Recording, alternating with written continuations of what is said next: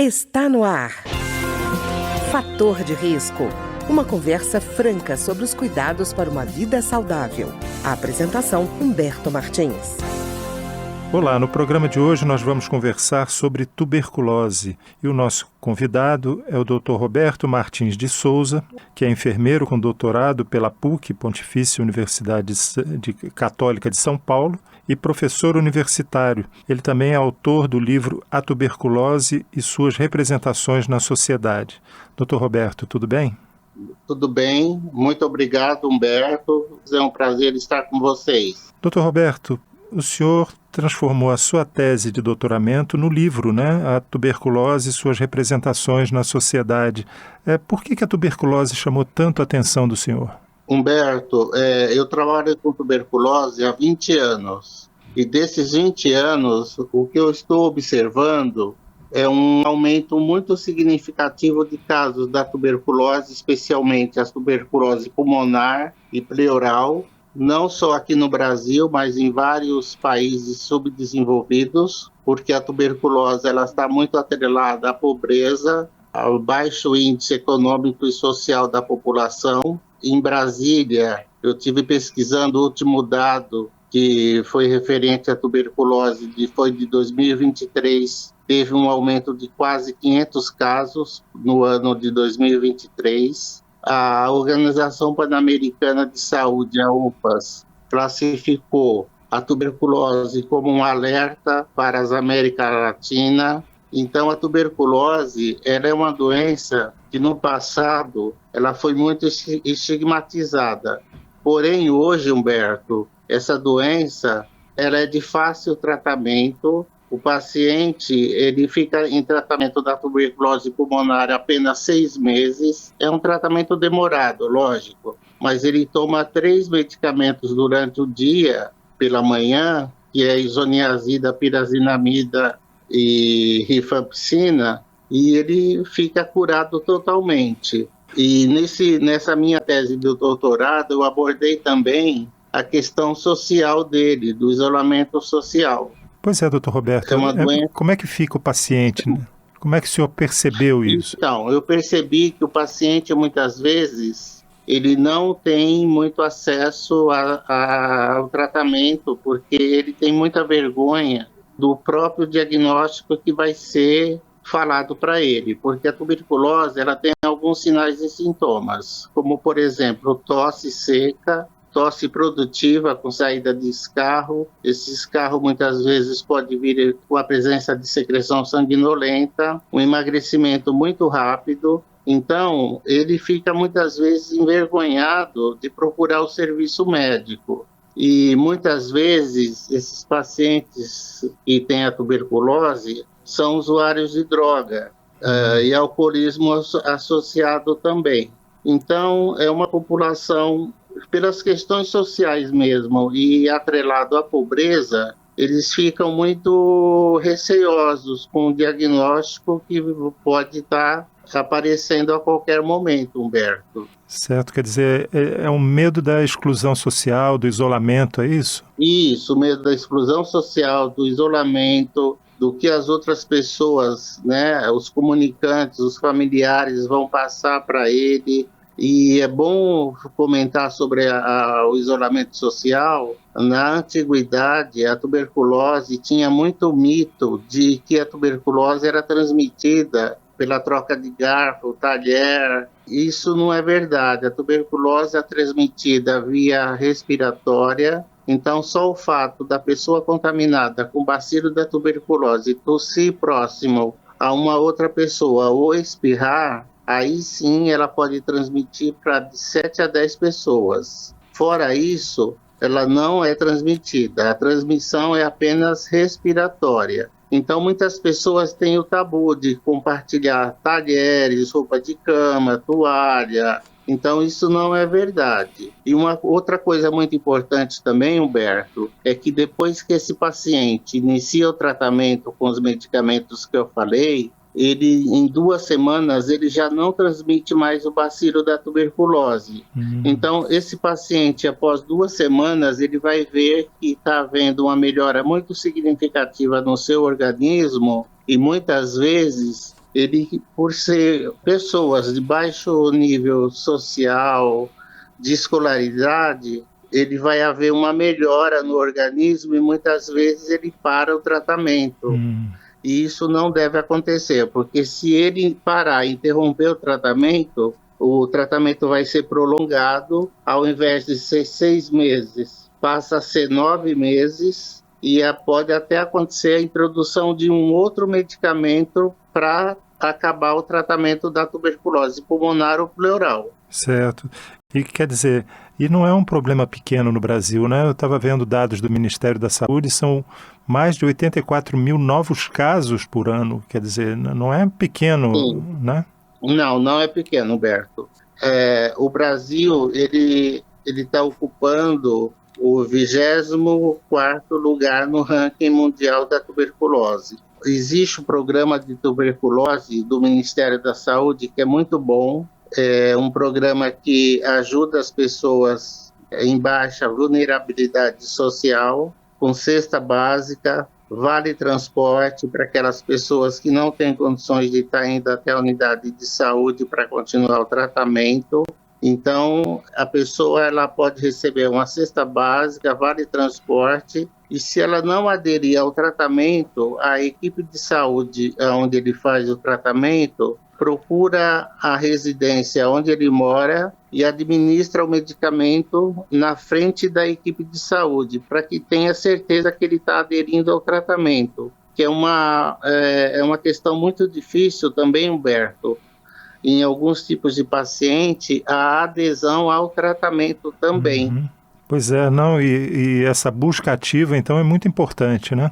Com certeza, Humberto, é muito importante. Por isso, aqui em São Paulo, eu acredito que no Brasil inteiro, que é uma prerrogativa do Ministério da Saúde, todos os pacientes que estiverem apresentando esses sinais de tosse persistente, febre, por mais de 2 semanas, entre 38 e 39 graus, um emagrecimento rápido e constante, tosse apresentando secreção seca ou até mesmo com saída de secreção e algumas vezes sanguinolenta, as unidades de saúde, tanto os atendentes até o segurança, até passar pelo médico e o enfermeiro, todos devem estar atentos a aquele paciente que pode ser um possível transmissor ou até mesmo sendo contaminado pela tuberculose. E quando constatado a tuberculose, é solicitado, então antes disso, o exame chamado exame de escarro, que é o exame de BK, onde de 7 a 14 dias sai o resultado e, sendo positivo, é iniciado o tratamento imediatamente. Então, as unidades de saúde, elas estão preparadas, mas o que eu vejo assim, Humberto, é que não existe tantas campanhas a nível municipal, estadual, federal, com relação à tuberculose. Então, eu acredito que deveria ter uma maior visibilidade do governo com relação à tuberculose, que é uma doença que está aumentando a cada ano no Brasil e no mundo inteiro também. Pois é, doutor Roberto. E, no caso, também é uma doença que tem vacina. O senhor acha que existe relação entre movimento antivacina e o crescimento da tuberculose? Sim. A vacina ela é dada uma vez na vida, que é a chamada vacina de BCG, que é a vacina de bacilo de Guerin, que é dada até nas primeiras semanas de vida na criança. Aqui no Brasil é administrada uma vez só na vida inteira do indivíduo.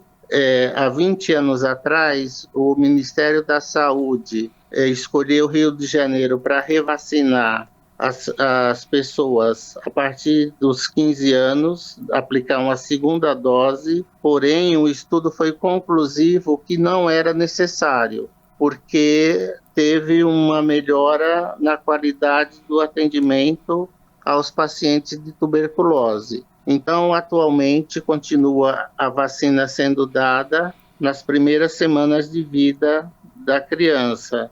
E em algumas maternidades também existe uma sala de vacina especificamente para administrar a vacina de BCG na própria maternidade. Isso eu não posso garantir que é no Brasil inteiro, mas nos grandes centros urbanos existe. Certo. E, doutor Roberto, existe também uma correlação entre tuberculose e o HIV, né?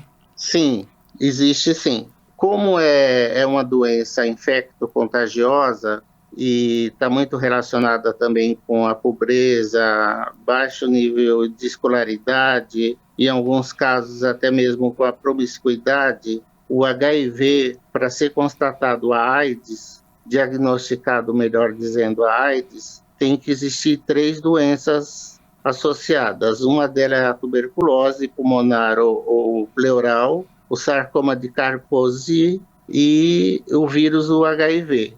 Então, ela está muito relacionada. Geralmente, o paciente que tem a tuberculose pulmonar, ele é investigado também se ele não tem o vírus do HIV.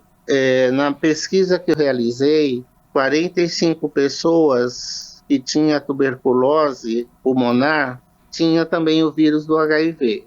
Eu fiz muito atendimento em presídios aqui em São Paulo, fazendo consulta de tratamento dos pacientes com tuberculose, e muitos dos pacientes que tinham tuberculose também tinham o vírus HIV e nem sabiam. Então, eu conversava com o diretor do presídio para que esses pacientes recebessem esses presidiários, né? Recebessem um tratamento diferenciado dos demais presos, sendo transferidos para um hospital de referência do sistema prisional para iniciar o tratamento, tanto do vírus do HIV quanto do bacilo da tuberculose, Humberto. E, doutor Roberto, voltando à questão do tratamento, é importante a pessoa manter a adesão ao tratamento, inclusive porque tem aumentado o número de casos no mundo de tuberculose resistente a antibiótico, né? Sim, isso acontece porque a partir da segunda semana que ele está tomando os medicamentos, os antibióticos da tuberculose, ele já sente uma melhora significativa, ele já começa a ter apetite, começa a engordar, o escarro já diminui, a vontade de andar, deambular melhora. Então ele acha que ele já melhorou, que ele está curado. E na realidade, isso após 2 semanas. E na realidade não é assim, o tratamento é um pouco longo, dura 6 meses. Por isso que é importante o médico, o enfermeiro, a equipe de saúde estar reforçando que ele não deve parar o tratamento, porque se ele parar o tratamento vai ser mais prolongado, até 9 meses, e pode haver uma resistência medicamentosa. Aí, no caso, teria que ser introduzido um medicamento injetável para que essa tuberculose volte a ter controle. Então, é importante a adesão do paciente ao tratamento, do início ao fim. Pois é, doutor Roberto, e com isso tudo a gente ainda tem 6 mil mortes por ano com a tuberculose no Brasil, né?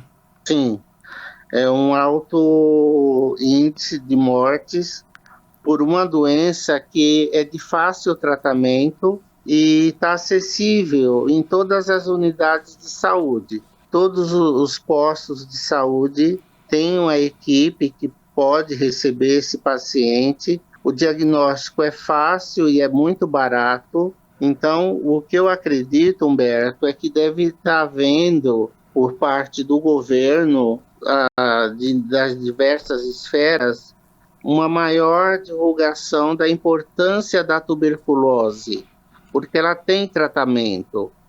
Não é uma condenação, né? Não é uma condenação, nem para o vírus do HIV e nem para a tuberculose. Essas 2 doenças, elas têm tratamento. O HIV não tem cura, mas a tuberculose tem cura, né? O HIV tem tratamento, o tratamento é um tratamento eficaz. Os medicamentos, tanto do HIV quanto da tuberculose, são fornecidos pelo Ministério da Saúde gratuitamente. Em outros países, esses medicamentos são pagos. E o que a gente observa é que tanto a tuberculose quanto o HIV está muito relacionado a países com vulnerabilidade socioeconômica, né? Relacionado muito à pobreza também. Tá certo. Eu queria agradecer ao Dr. Roberto Martins de Souza, que é enfermeiro com doutorado pela PUC de São Paulo e professor universitário, e ele que é também autor do livro A Tuberculose e Suas Representações na Sociedade, que conversou conosco hoje justamente sobre isso, sobre a tuberculose. Muito obrigado, Dr. Roberto. Muito obrigado, Humberto. Um abraço. Um abraço, até logo. O programa de hoje teve trabalhos técnicos de Ricardo Coelho. Se você tem alguma sugestão de tema ou comentário sobre o programa de hoje, basta enviar uma mensagem para o endereço eletrônico programa fator de risco, tudo junto, @gmail.com. Até o nosso próximo encontro. Fator de Risco, um programa com dicas para melhorar a saúde. Uma produção da Rádio Câmara, transmitida por emissoras parceiras de todo o Brasil.